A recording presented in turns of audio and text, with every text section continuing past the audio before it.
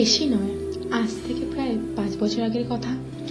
আমি আর শাহিদ আমাদের বেশিরভাগ সময়টাই কাটাতাম হাই রোডের পাশের সেই সুন্দর জায়গাটায়।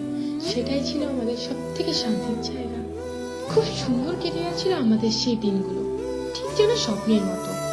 কিন্তু কোথায় যেন পড়েছিলাম, প্রকৃতি কখনো অ্যাবসলিউট ডিউটি সহ্য করতে পারে না। তাই হয়তো আমার জীবনে ঘটে গেল এত বড় একটা দুর্ঘটনা। সেদিনের সে ভয়াবহ ঘটনাটা মনে পড়লে আজও মনে হয় যেন আমি দুঃস্বপ্ন দেখছি।